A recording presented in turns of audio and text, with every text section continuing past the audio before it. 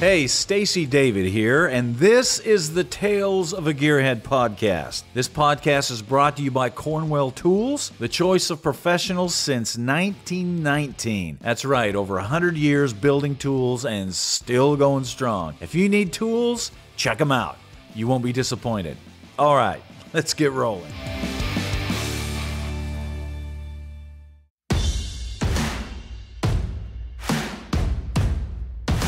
All right, here's some good news here. I was talking to a young kid the other day. When I say young, he was probably mid-20s. He's just a fledgling car guy, and he wanted to get into an older car.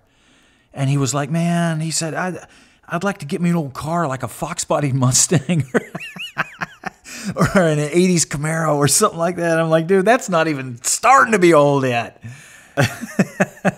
But he said, what do you think would be a great car to get? And I said, my suggestion is anything from the 90s up to like 2010, because those cars are really cheap right now. And there were some good body styles out there. A lot of them are computer controlled and, fuel injected and that kind of thing. I said, however, if you want something a little classier and a little cooler, and he was a muscle car guy. He likes the more classic muscle cars.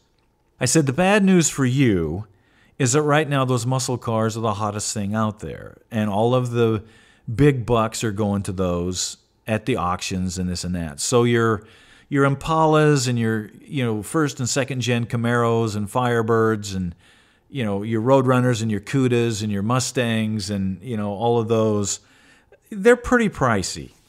I said, however, the deal that's out there now are these old street rods. These cars that were built in the 80s and the 90s, and are these, 48 Chevy coupes and the sedans and those kind of things. Those cars aren't bringing big bucks right now because they're not that popular. And a lot of these cars were done fairly well. Now, here comes the rub on that. There's two issues with those kind of cars. Number one is some of them weren't built that well, so you have to really look. A lot of them had Nova subframes or Volare subframes and stuff put under them. Some not too well, so you need to check the integrity of the steering and the rack and pinion and however the person put it together. They'll have seats out of a junkyard in there, and they'll have the tweed interiors and that kind of stuff, which is all things I'm sure you're going to want to redo, but those cars aren't bringing a lot of money. You can pick those up for under 10 grand usually. Now, that's the other rub. Some of these guys have been holding on to these cars since the 80s and 90s when they were the high dollar car, and they still think they are the high dollar car. If I ran across a car the other day, it was a mid-30s coupe that somebody had put a V8 in, but the whole bottom of the car was rusty. It was bad work done on it, all kinds of stuff. And he was like, yeah, it's a running and driving car. But he wanted like $20,000 for it. And I'm like, the car's worth $8,000 in today's market. And he was wondering why nobody's calling him on it. And so if you just kind of look around, if you want one of those early cars like that, they're out there. And there's a huge aftermarket for them, because remember, the aftermarket kind of was built on those old street rods from the 70s and 80s. I mean, they were all building parts for these old coupes and sedans and these 50s cars. There's all kinds of aftermarket for those. So I would push you into a car like that. Just make sure you look it over and make sure that it was built fairly well. Make sure you know what you're getting. But that is a entry, because I'll tell you what. With the young people picking those cars up, eventually the value of those cars will go back up. I just saw on auction a Bandit Trans Am, like a 77 Trans Am, just sold at auction for $440,000 and change. Now just let that sink in. A 77 Trans Am for almost $500,000? That's insane. They weren't that good a car. And I mean, that's the era I grew up in. I love those cars, but man, right now, that's not the car to try to get. If you want one of those, wait. Wait a little bit. Brandon's question reminds me of something that I just ran across just a few months ago. I was looking at this guy's Corvette. He had a big block Vet, 68, 69. I don't remember the year exactly which one it was. This guy had this car since like 73, and man, he had ripped this car around. He'd had a great time in it. Now the car was sitting in the garage. It had been hit hard in the front. The motor was swapped out. The 427 was long gone. It had a 305 in it. And the car was busted up everywhere. The rear fenders were hogged out from too big of tires on it, and just, it needed everything. A full build. Matter of fact, the whole front clip of the car needed to be replaced. The frame needed to be replaced. It was bent. Motor was gone. I mean, this thing was rough. It was pretty much a parts car, and there were not very many good parts on it. And I was out there looking at it, and the guy's son he was like, well, you know, I'd like to restore Dad's Corvette. And I was like, are you sure? Are you sure you want to do this? I said, what's your affiliation with this car? He said, Dad always talked about it. Dad always did this stuff, you know, with it. I said, have you ever ridden in a car? He goes, oh, no. He said, the car's been wrecked, you know, my whole life. It's just been sitting in the garage. I said, so you don't have any personal memories of this car? He said, no. I said, my suggestion is to sell it and then buy one that is completed that's like the car that you and your dad can enjoy today, rather than try to rebuild this. I said, you're looking at, depending on what kind of restoration, you're looking at least $100,000 to build this car right in the way you're talking about. That thing can run away with you so quick. Those Corvettes can get really high. He'd never restored a car in his life, which is very typical of that. And, you know, they're like, oh, he said, I got the money, you know, I want to do it. And I said, yeah, you probably don't have the money. And by the time you get the headache of putting that together, you don't have the shop to build it, so you're going to be paying somebody. And then it's going to be 2 or 3 years down the road, and they're going to, you know, not do the car right. Then you're going to take it to another shop. I said, man, I'm trying to save you a ton of heartache here. And he goes, well, you know, let me think about it. And that's typical. I don't know what he's going to do with it, but I'm trying to save him a bunch of trouble. Now, I could be wrong. You know, he could get the car and put it together, and it could go very well for him. And because that does happen. But honestly, I would say the chances of it going the way I was saying is probably 85%. It's very high. I've seen it happen over and over and over and over and over again. And very rarely does it go the other way. So it's a very small percentage, but there's a chance. So I wanted to encourage him, and I told him, I said, listen, if you get into this car, call me. You know, let me help you in whatever way I can to point you in the right direction. I can point you to companies that make good products, you know, and we'll get you, you know, down the right path. But I said, it's going to be a long journey. And I told him, I said, listen, if you sold that car now and got a car, you know, that you and your dad can drive today, because his dad is not healthy, you know, it's like, man, you might as well get some time with him now, build some real memories in a car. Now you got something. So he was thinking about that, and hopefully that'll work out for him. That's one of the things where I try to tell people, it's like, man, be careful about the emotional attachment to these things when it's not realistic. A lot of people think they're you know, giving up on their uncle or their aunt or their father or whatever if they sell something, and it's like, no. Only if it's something that you guys wanted to do together, and it's something that you are passionate about. Because you need that passion. That's how you get it finished. You know, when gearheads get together, it isn't long until the subject of tools comes up. Because tools are what make all this possible. You guys know that. And car guys and girls are passionate about tools. What's good and what is bad. And that is one thing that I have to give Cornwell a lot of credit for. They'll listen to what the pros are saying about their tools and constantly make changes to build them better. That's why they have new screwdriver handles and ratchets and all kinds of other stuff coming out all the time. It's not just to get your money, which a lot of people think. It's the never-ending quest to build a better tool. Because Cornwell knows that if you're not working and getting paid, they're not getting paid. That's why they're America's oldest tool company and still going strong. Check them out.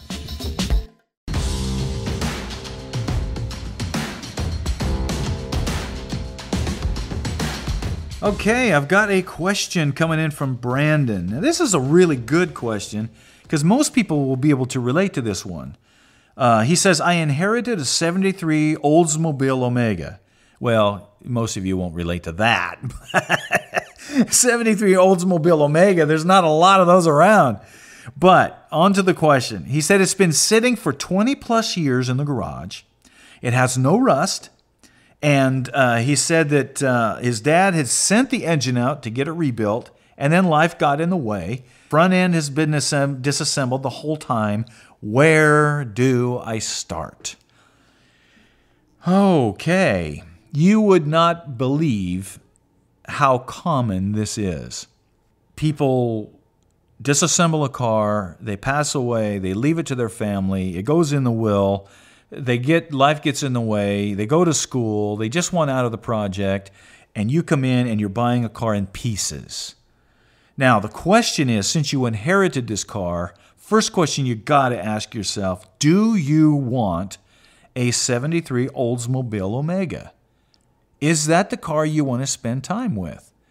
And you got to be really honest with yourself about this, because even if, your dad had the car, if you don't have a real love for this car, maybe you like a Chevelle better, or a Roadrunner, or a Hot Rod or something like that, man, you're going to be spending so much time and money on this car. Just sell it. Just sell it like it is. And take that money and get the car that you want. Now, if this is the car you want to do something with, if it was something that you and your dad talked about and has a family thing or some sort of connection to you, okay, that's good, because you're going to need that passion. You're going to need that to keep you going in this. Okay, so where do you start? You say it has no rust. Next question, what's your goal for the car? Now we figured out you want it. Now what's your goal for it? What do you see this car being for you? Is it going to be basic transportation? Is it going to be something you can roll out to a car show once in a while? Is it going to be a beater that you can just drive around? Is it going to be something you want really nice, tribute to your dad? Is it something that you want to go full out and do a ground-up build? We covered a thing on the show a while back, and I've got a book coming out of the 5 levels of restoration. And each one of these questions I just asked is one of those levels. Starting with a level 1, which is the easiest, get it running and driving. 2, cosmetic and mechanical restoration. 3, a resto mod. 4, a frame-off resto mod or original. And then 5, a full custom build. And obviously, each one of those builds up in time and money as you go into it. So you got to really focus on what you want to do with this so you don't get sidetracked and end up, putting your whole life in jeopardy because you can't afford the car. So once you get that decided, then it's going to kind of fall in on what you want to do first. Now, if you just want to get it running and driving, you put the motor back in it, you put the front end together, get it running and drive it. If you want to paint it and do a restoration on it, well, the motor's out, front end's disassembled, you're right there. So you can jump into a paint job. But if you're not prepared to do that, if you don't have the time and the money, you don't want to go there. You want to stay with something. And it sounds like this project kind of just fell in your lap. And you got to be careful with those. Sometimes those seem like a gift, and sometimes they are a curse, man. You have to be real, wise about this. Sometimes when a person leaves you something like this, they leave it to you because they want you to benefit from it. Well, sometimes that benefit is selling it and putting the money into something you want to do. Either another car or your kids' vacation or home improvements or whatever. That might be the gift that they wanted you to have with it. So keep that in mind. Basically, once you kind of answer those questions, you'll know what direction to go. You'll know what to do first. And just don't get discouraged. And listen, if you get into a place and it starts to overwhelm you, man, don't hesitate to put that thing up for sale and get that off your back, okay? Sounds good, Brandon.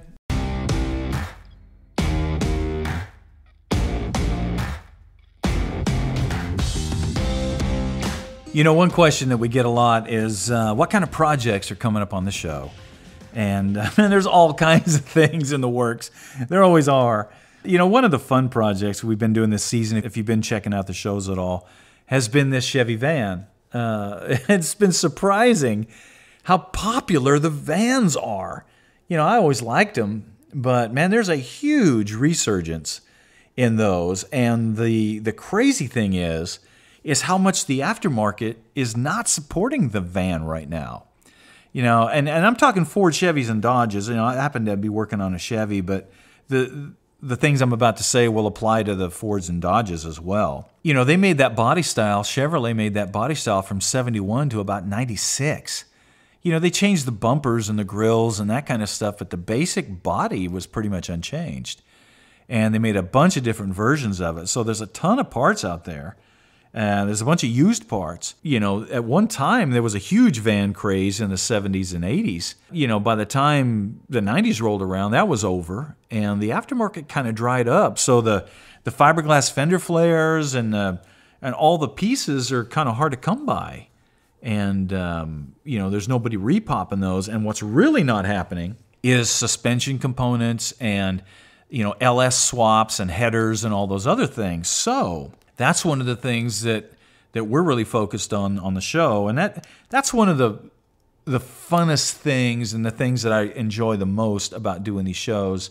And you know, for clear back on the days of trucks, that was one of the coolest things. We do a lot of R&D for the aftermarket, and we'll get products from people and we'll test them and we'll make suggestions and we'll try to put kits and things together with them that you guys can then go buy and pick up that will work for you. And so I've been doing that with Holly with this, you know, putting this LS into this van. You know, working with their motor mounts. They have a ton of different options, but what exactly is going to fit and stuff has been the question. So we're putting things together so then if you go pick up a van and you want to drop an LS in it, you know, you'll know what parts to go buy and you know that it's going to fit. And that's the fun part. There are so many parts that are shared with the square body Chevy truck on these vans that it's surprising. But then there's some that are not. So like most of the suspension is comparable to square body, but then there's a few key pieces that aren't. So pinpointing that and getting through the hearsay and this and that is important, because we can go out and fabricate all of this stuff and just build one-off things. But that doesn't really help you guys, and that's the point of a how-to show, is that we want to encourage you guys to do it. And a lot of times that means that you're going to have to go to the aftermarket and get some parts, cross members and things like that, that can help you if you don't have the ability to fabricate a cross member or do suspension geometry yourself. So that's the fun part about it. So check that project out. It's going to be awesome. We've got an LS7 going in that thing. So it's about 600 horsepower, which in a van is going to be awesome. It's going to be a tire smoker, that's for sure. All right, that wraps it up for us today. Make sure that you check out the Gears TV website. We got all kinds of cool stuff there. We got a couple new die casts coming out. Got some books coming out. We have all kinds of things going on. But the most important thing is get out there and turn some wrenches yourself. Get a project. If you don't have one, start working on it. And if you don't have tools, check out Cornwell. They can help you out there. Also, don't forget to check out Gears on Gears Nation, Amazon, Mav TV, and Motor Trend. All right, we'll see you down the road.